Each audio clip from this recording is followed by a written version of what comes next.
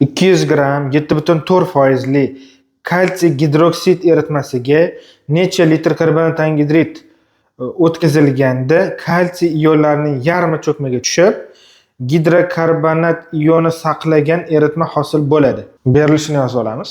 Demak, kalsiy gidroksid eritmasi ekan. Undan karbonat angidrid o'tkazibdi. Demak, reaksiyaga kirishadi kalsiy gidroksid. Reaksiya ikki xil bo'lishi mumkin.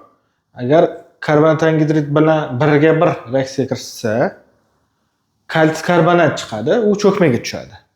Cho'kmaga tushib, eritmada mavjud bo'lmaydi. Agar kalsiy gidroksid bilan karbonat angidrid birga ikki reaksiya bo'lsa, kalsiy gidrokarbonat hosil bo'ladi. Kalsiy gidrokarbonat eriydi va suvli muhitda demak mavjud bo'ladi. Masalada kalsiy gidroksid eritmasini massasi berilgan 200 gram ekan va massa ulushi erigan moddaning foiz konsentratsiyasi berilgan 7,4% ekan kalsiy gidroksid. Topish kerak karbonat angidridni hajmini. Umumiy qancha o'sha karbonat angidrid o'tkazilgan eritmadan. Shuni topishimiz kerak hajmini. Demak, kalsiy gidroksidni birinchi molini topib olamiz. Molni topish formulasi orqali oldiniga 200 gram demak bu eritma, ya'ni eritma tarkibida suv ham bo'ladi. Kalsiy gidroksid eritmasi suvlari bilan 200 gram ekan.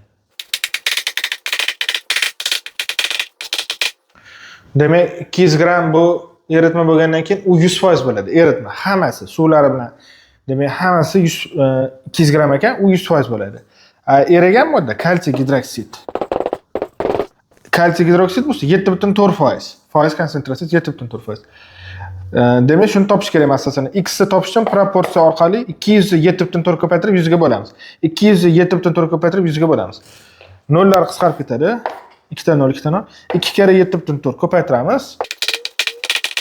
Demak, 14,8 gram. Bu shu X topildi. 14,8 gram. Endi kalsiy gidroksidni molini topib olamiz.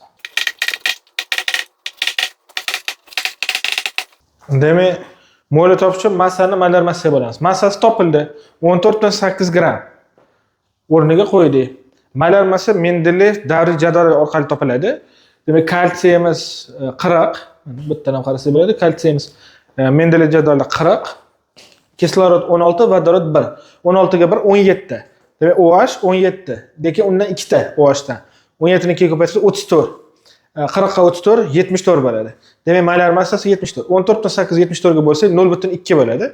0,2 mol ekan. Bu kalsiy gidroksidning moli. 0,2 mol.